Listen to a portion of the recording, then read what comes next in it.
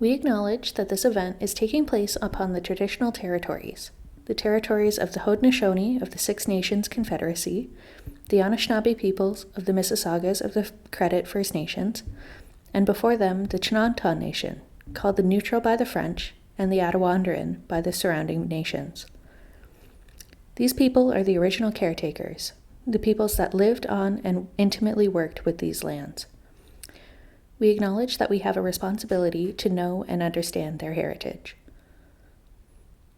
The treaty that was signed for this territory is the Between the Lakes Treaty No. 3 of 1792, and further the deed referred to as the Haldeman Proclamation of 1784, which applies to the land 6 miles on either side of the Grand River, from the mouth to its source.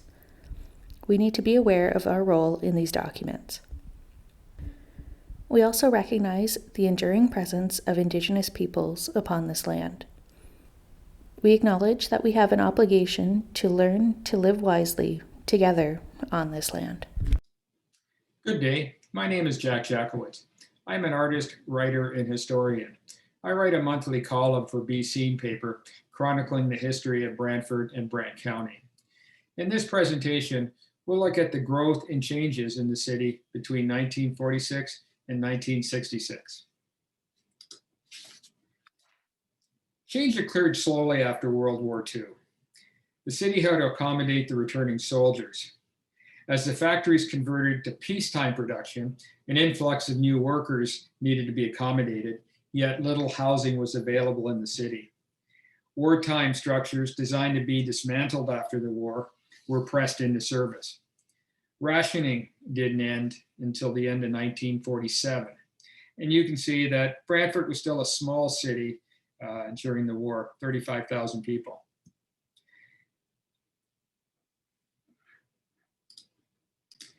A noticeable change after the war was the car design. You can see this 1948 Ford, which was a rebadged 1942 Ford, which had prominent fenders on the front and rear.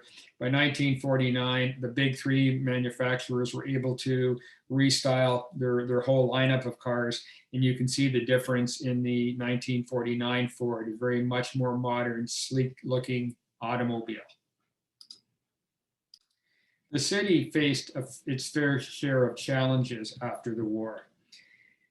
They deferred maintenance during the Depression years and the war years on infrastructure in the city, and that was coming home to roost.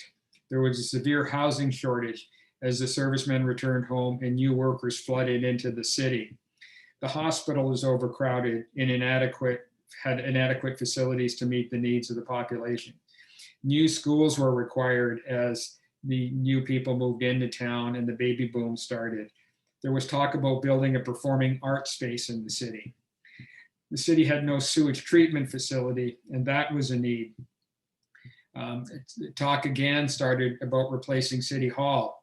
In 1895, City Hall was deemed inadequate and an embarrassment to the city, yet 50 years later, there it stood. The city looked at and discussed building a new arena. That was first discussed in 1938. And in fact, in 1946, they looked at building a 3-pad arena as opposed to a single-pad arena. What hindered the city was during the Depression years and the war, they had adopted a policy as pay as you go. So they wouldn't build any infrastructure and put any money into the city until they had the money to pay for it. So as an example, the sewage treatment plant was identified as a need in 1946. But it did not get built until 1960 because every year the city put away money until they had enough money to build the structure. The idea that they finally came to was to abandon that policy in 1957 and finance the infrastructure that needed to be developed over the life of the infrastructure, over the project. So pay for the project as you're using up the asset. This policy change would better enable the city to meet the needs of the residents of the city. New street signs were installed in 1946. That might not seem like a big deal, but Brantford didn't have street signs at every single corner in the city. They were scattered every few blocks. So if you were a visitor not familiar with the city, you might have to travel a few blocks to determine what street you were on. This was identified as embarrassing, inadequate in the 19 teens, and raised in council a number of times, but no action was taken to resolve the situation until 1946. In 1948, discussions were underway with the township to annex land for the city because the city had no more land to develop new industries. They could not expand their industrial base within the current boundaries of the cities. Talks went nowhere for a number of years until 1942, when talks started to heat up. The city was interested in annexing 3,900, or rather 3,400 acres of the township. But the township and the city couldn't agree what lands, and the township thought it was too much. So finally, the OMB intervened, and instead of awarding Brantford the 3,400 acres it sought, it gave Brantford 7,900 acres. So the city went from 3,000 acres, as we see here, very small compact city that you could probably walk across within about 45 minutes, to here, where you can see in the blue, where the city was basically 4 times larger than it was going in. This gave the city plenty of room for industrial expansion and also for residential expansion. In preparation for a new city hall, the city started discussing moving the farmers market off the market square in 1951.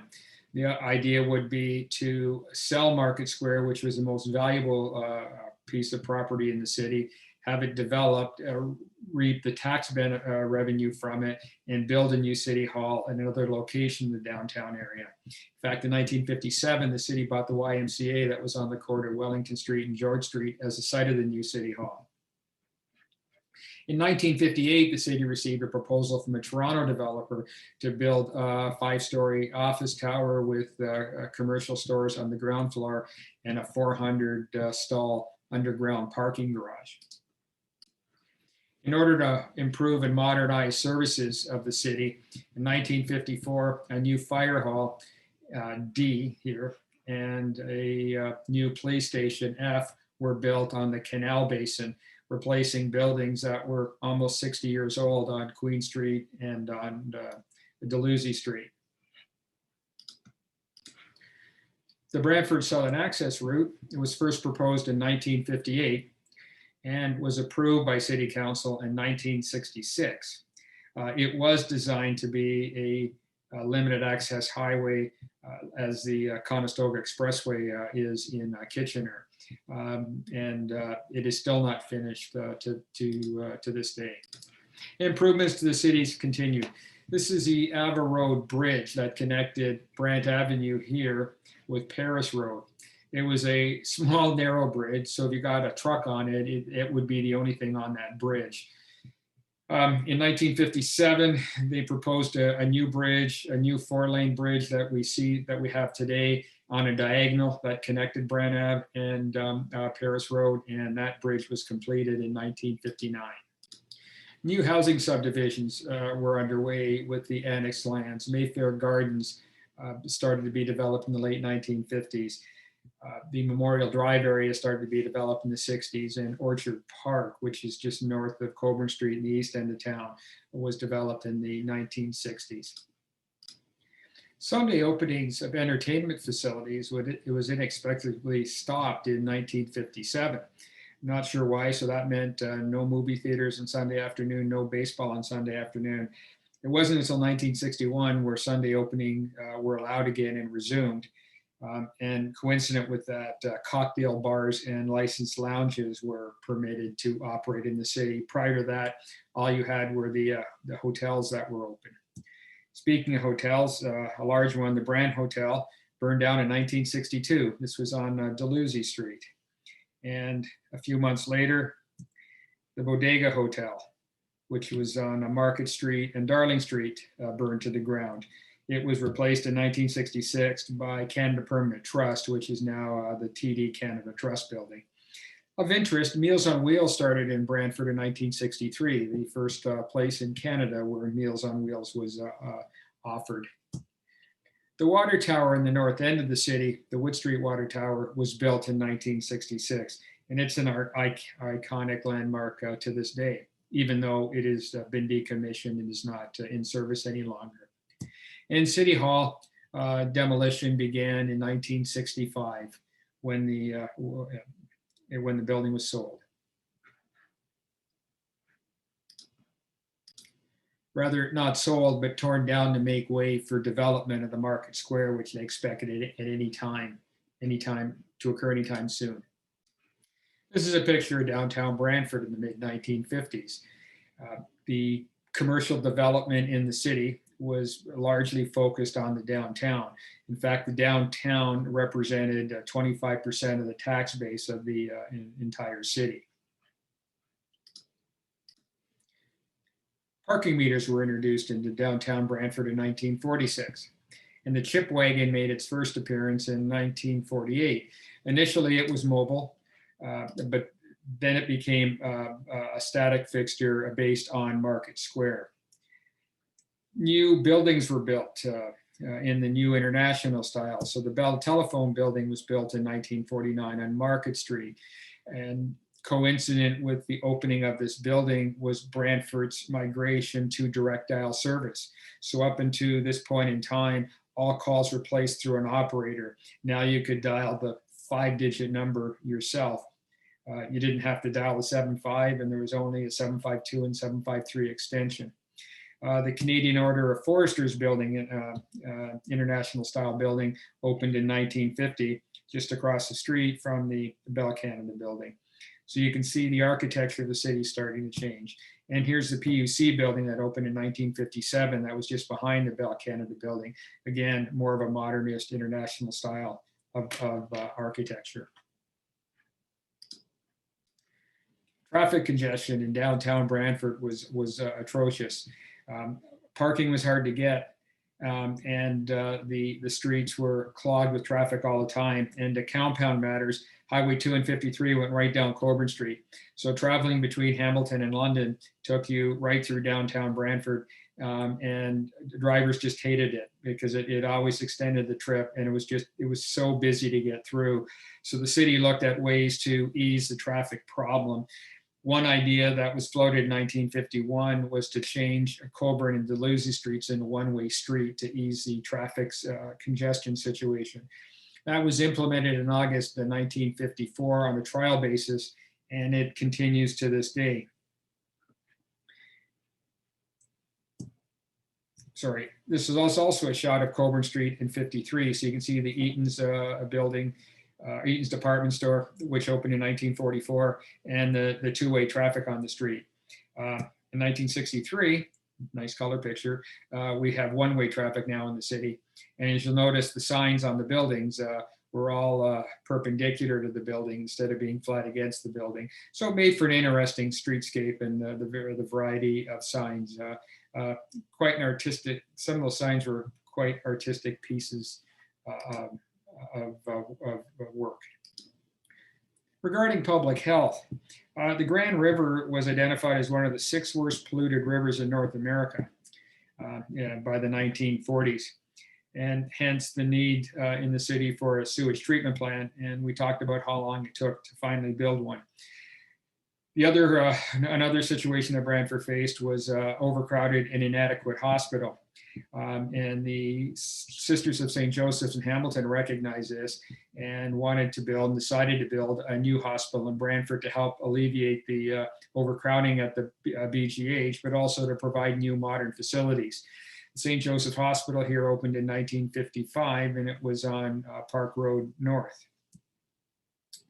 Finally, the Brantford General Hospital got their act together and were able to get money from the city and launch a fundraising campaign to basically rebuild the hospital, because the old Stratford Mansion that you see in the upper left-hand corner still served as the main building for the hospital up into this time. On the right portion here, the T structure is the Westview Pavilion, and that opened in 1957. And in the center portion, the building above the Brantford General Hospital sign is the Stratford Pavilion, and that opened in 1959. And when they designed that building, they did not put elevators into that new wing. And it took until 1968 before the elevator tower was added to be able to service that building. So they had to rely on the elevators that were in the Westview Pavilion. That was quite the oversight. From an entertainment, arts, and culture point of view, the Sunset Drive-In opened in 1948. This was located across the street from the Brantford Airport. And a few months later, the Odeon Theater opened up downtown. When this theater opened up, Brantford had 5 movie theaters downtown. In 1948, Ray Krieger's, which we saw in that one picture back in 1963, did the first public demonstration of television. They installed black and white television in the store, and they pulled in WBEN in Buffalo, which was the only station available in the area at that time. CKPC FM went on the air in 1949, just rebroadcasting the AM signal. The radio station moved to their studios on Colburn Street and Rawdon in 1951 in an old house. And in 1965, they built new studio facilities on West Street and moved in November of that year. The Brantford Symphony Orchestra relaunched in 1949. The Brant Museum opened in 1952. The Historical Society bought the building in 51 and moved then from the lower level of the library into this building. And in the mid 60s, they doubled the size of the building. As you can see, there is no northern portion of the building that we have today. The Breezes Drive-In opened in 1954. It was on Powerline Road in the north end. Actually, it was in the township, but it still served the needs of the city. The Esquire Theater, it closed in 1955. And the Paramount Theater, which was the Brant Theater, it was renamed the Paramount in 1951. It closed in May 1961. To give you an idea of what it was like inside that theater, because I don't think it's a great outside picture, but this is what the auditorium looked like in the Paramount Theater. And finally, the College Theater, it closed in 1962. So all that remained in town were the Capitol Theater and the Odeon Theater. And of course, the 2 drive-ins.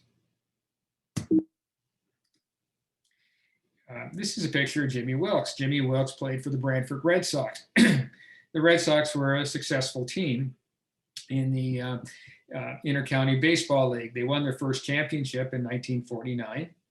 And then beginning in 1959, the Red Sox won 5 championships in a row and 6 championships in 7 years.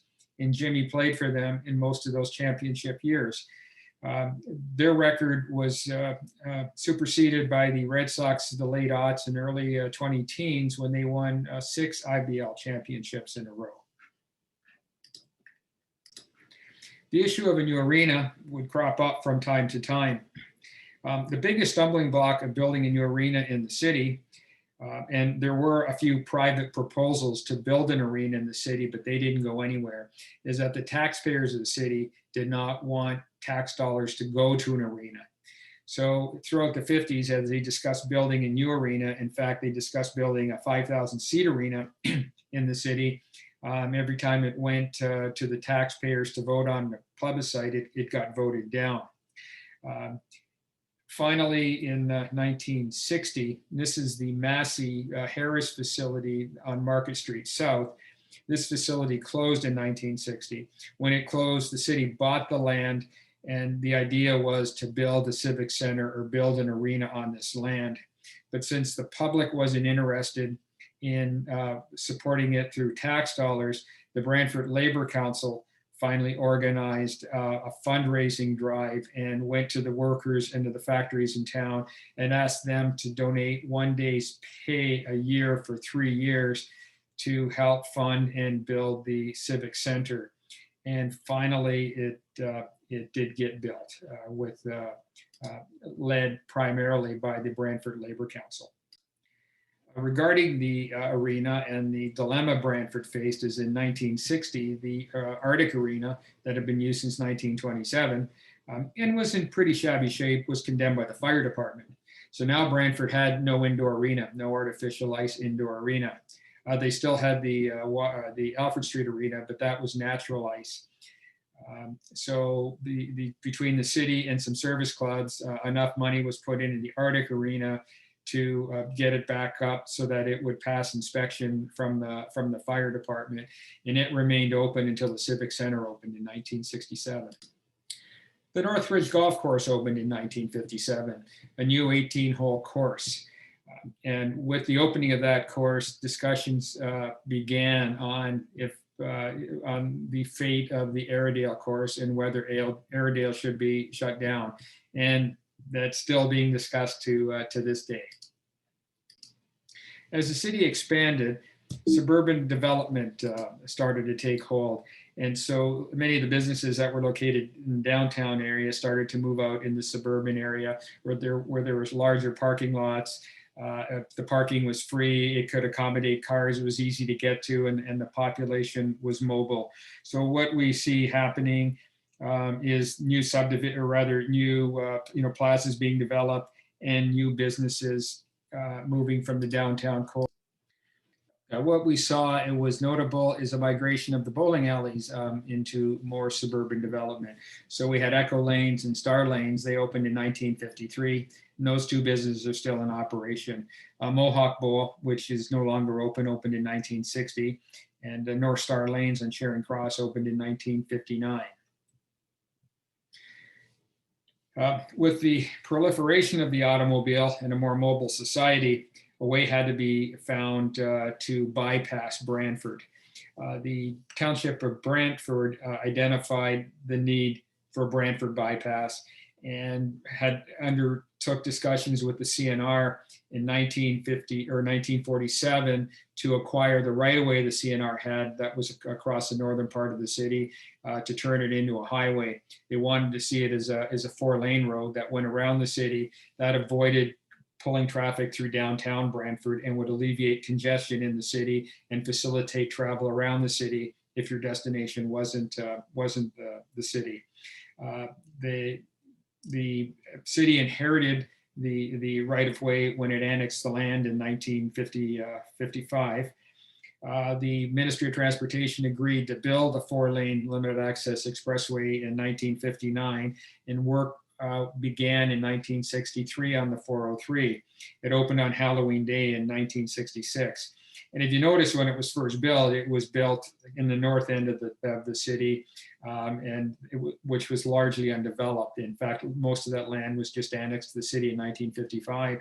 And now the city is so much farther north that the highway goes right through the city as opposed to around the city, which does alleviate some traffic congestion in the north end, as it makes it easy to get across the city. The Bernita Industrial Park was also set aside. You can see that in letter E along Henry Street as industrial expansion lands. And so what we're seeing is C is the Massey Ferguson complex. And over time, all this area is the new industrial basin of Brantford. And in the 60s, that was a new idea, setting aside these industrial parks that were separate from where people lived. To accommodate the post-war traveling public, motels started to spring up all over the country, and Brantford was no exception. And the earliest string of motels sprung up along Coburn Street, and most of them are still there to this day. This is Beauview Motel. It opened in 1945. It was renamed the Twin Gates Motel in 1961, and today is known as the Galaxy Motel. Between 1945 and 1962, 7 motels were built in the city, mostly along Coburn Street. The Alexander Motor Hotel, which is where Angel's Diner is today, that was built on King George Road. And here's an image of the Mohawk Motel. This one opened in 1955, and you can tell from the vintage of the cars in the pictures that this was taken in the late 50s. To coincide with motel development, we also had restaurant and fast food development. One of the first fast food places, which was a dairy bar, was Costa's Creamy Freeze Dairy Bar, which was built on Brant Ave at the corner of Bedford Street in modern structure that was certainly out of place on Brant Ave. The property was sold to the Royal Bank, and the dairy was moved to the Brantford Plaza in 1963. So there's an interesting shot of the building being moved, went along Brant Ave over, this is the Ava Street Bridge, and it worked its way and got put on new foundation in the Brantford Plaza. The Coster's Drive-In, which was in Coburn Street East, in the just outside of the city limits in the east end of town, was the first drive-in in town built.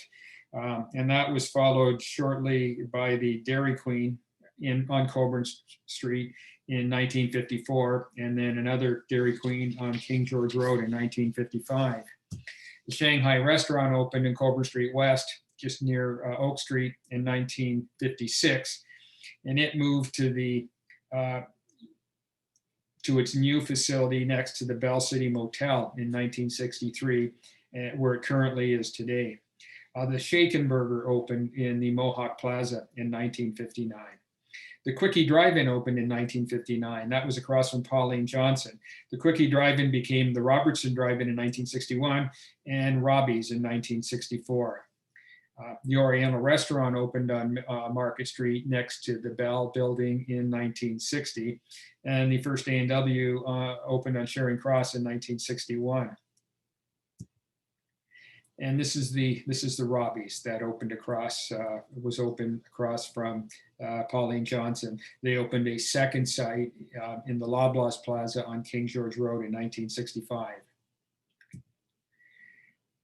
With the proliferation of the automobile and the mobility that it provided people and the flexibility it gave people, passenger rail service took a big hit. And so what we saw is the CNR train from Brantford to Tillsonburg, it ended in 1954. And the TH&B passenger train service here depicted ended in 1954. The Lake Erie Northern lasted one more year. Passenger train service ended in 1955. When the service ended, the building was put up for sale. The terminal building couldn't be sold and was demolished in 1958. Train service between Fort Erie through Brantford to Stratford on the old Brantford Buffalo Godrich Railway line ended in 1960, in April 1960. As the 60s progressed, Clarence Street was being upgraded to a 4-lane road from the 2-lane road. So the old subway on Clarence Street, which resembled the subways on Rawdon and Murray Street, had to be removed and a new subway constructed to accommodate 4 lanes of traffic. And here is the demolition of the Clarence Street underpass. This Loblaws Plaza was Brantford's first suburban shopping mall. It was the first one to offer not only a grocery store, but then ancillary services right next to it in a strip mall format. It offered free parking and lots of free parking. It was across the street from Henderson Survey and burgeoning suburban development all around it. It was a 12,000 square foot supermarket that was brightly lit, bright aisles, self-service for produce and the meat counter, spacious aisles. Easy to get in and out of. To me, this marks a transition of the Brantford of old to the Brantford of new, the Brantford we know today. In fact, this plaza still exists, and it's not a Loblaws anymore. It's a Home Hardware. If you look adjacent to the Loblaws, there's a number of empty buildings, and then you have the Canadian Imperial, or the Canadian Bank of Commerce, because it didn't merge with the Imperial Bank until 1961. Between the bank and Loblaws, there's 3 vacant stores, and that middle store would become Robbie's in 1965. Also in 1953, the A&P opened on King George Road at Queensway Drive and King George Road. And the Stanley Street A&P, where the McDonald's is today, opened in 1956. Mohawk Plaza first opened in 1956 with the Grand Union store. It was a grocery store chain based in the United States. Steinberg's bought the chain out in 1958. You can see from this picture here that it was the first building of the Mohawk Plaza, and then development would occur both east and west of the Grand Union store. It would later become a Steinberg's, and then it would become a Calbeck's. And today it's a surplus store. The Menard Jerome Pharmacy opened in 1956 in St. Paul Ave at the Delta where King George Road met St. Paul Ave. It was the first modern pharmacy in Brantford. And you can see from this nighttime shot how clean and white and brightly lit the store was. The Dominion store at St. Paul Ave and St. George Street opened in 1959. Of note, which of interest, Hoga Motors in Brantford opened in 1961. It would become the first Toyota dealer in Ontario when it started carrying Toyotas in November 1965. It is now known as Brantford Toyota.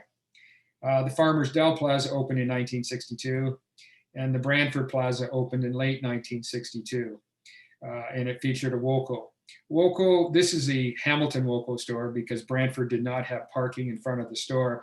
But other than that, the architecture was the same, and it had the distinctive zigzag canopy over the entranceway. That zigzag canopy was a very popular architectural feature in the early to mid 60s in commercial development in Southern Ontario. Of note, the last horse-drawn milk wagon ended in 1963. At the end of May in 1963, Terrace Hill Dairies was the last dairy in town to use horse-drawn wagons.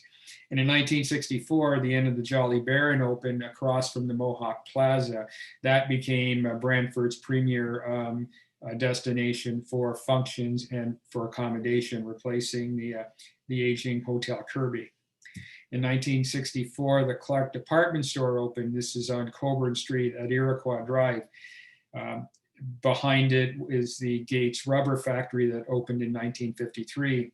And beside the Clark department store, that little portion on the left-hand side was a Super City discount food store, one of the first discount food stores in the city. Cable TV arrived in Brantford in 1965 when Jarmaine Cable TV of London opened an office in Brantford. And of note, the Dutch shop opened in the Mohawk Plaza in 1966. In 1947, the Watrous family sold Watrous Limited to the Modern Tool Company of Toronto. The family no longer had any heirs that wanted to be involved and run the company. The company was rather antiquated with the machinery they had, and the machinery was pretty beat up from the war effort. So it needed a large infusion of cash to modernize the facility. Modern bought it, and in 1953, after doing some modernization of the company, they sold it to the Coring Company of Racine, Wisconsin, and the entity became Coring Watrous. What Coring did is they moved crane and excavator production to Brantford. They closed the foundry in Brantford. They dropped the sawmill products, and they sold off the boiler products. And it was, of course, the boiler products that made the name for the company. The Cockshed Company was a little engineering marvel over in Eagle Place. It introduced a tractor in 1947 that came with power takeoff. Power takeoff allowed the tractor to be idle, yet run attached machinery that was needed on the farm. Before power takeoff, if the tractor stopped moving, the drive shaft stopped moving, and the machinery could not be operated. This innovation by Cockshed was a world first, and within a few years, every tractor made anywhere had to have power takeoff. Another innovation that Cockshed came up with was the rotary axle combine harvester, and that revolutionized the design of the combine harvester, and that swept the industry as well. So, this company in Brantford had a really crack engineering team. Unfortunately, the company lost control of itself to a hedge fund called English Transcontinental in 1958. And it was sold to White Motor Company of Cleveland, Ohio in 1962. Earlier, I showed you a picture of the Massey Harris Works on Market Street South. Massey's closed that facility down in 1960 and they laid everybody off. Their intention was to build a new facility, a new plant in Brantford. And to that end, they bought property, 300 acres on Park Road North, adjacent to the CNR rail line. So in 1963, here is the North American Combine plant under construction in Brantford, and it would consolidate combine manufacturing in Brantford. This plant opened in 1964. Spalding's opened a new factory on Spalding Drive in West Brant in 1955, moving from an antiquated Edward Street facility. And Canadian Westinghouse moved their radio and television factory from Hamilton to Brantford in 1954. This factory operated in town until 1971. During this time, there was a closure of a few industries. The Canadian Car and Foundry closed in 1942. It opened in 1902 as Pratt and Letchworth Foundry and expanded over time. In fact, it expanded so large that it got the city to close Sydenham Street so that it didn't have to keep crossing a public thoroughfare as it moved its goods back and forth on its sites. This company made castings for the railway industry and wheels. In 52, it was closed by the Montreal parent company where operations were consolidated in Montreal.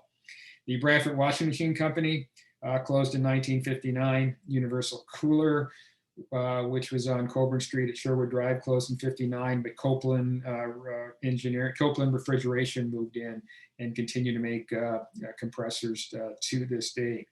And the Slingsby Manufacturing Company closed its doors in 1959. It was located in Homedale along Grand River Avenue. It was taken, then bought by Canadian Celanese, who operated the factory until 1962 when they closed it down. And then over time, the building was demolished. In this picture, you can see the hydraulic canal in front of the building that used to power the machinery in the building. And there was a building boom of schools in Brantford after the war. So the last school built in Brantford before the war was opened in 1921. With the increase in population, new families moving in, and the baby boom generation, schools proliferated throughout the city. So there was 18 schools, both Catholic and public, before the war, and that number doubled after the war.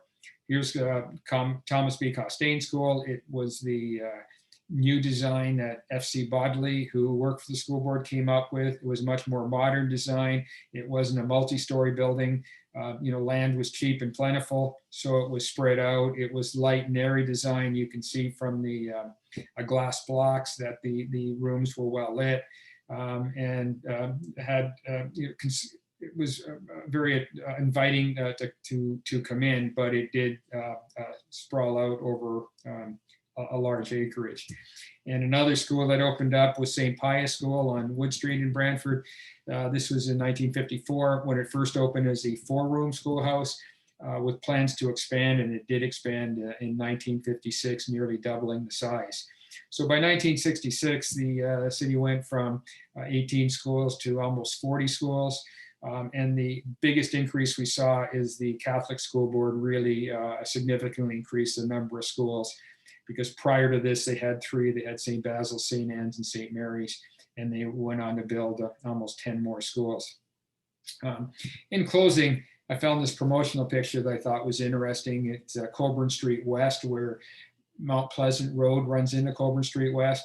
This city services gas station is where the Hakeem Optical is today on Coburn Street West. And it just was a highway department picture. So you can see what the highway shields looked like in the province of Ontario. And of course, at this main intersection, it showed you which way to turn to nearby cities and towns and the distance. Thank you for your time your time you spent watching this presentation. Sorry it couldn't be live, but this is the best we could do. If you have any questions or you have any corrections you'd like me to make in this, please don't hesitate to write me at the email address shown.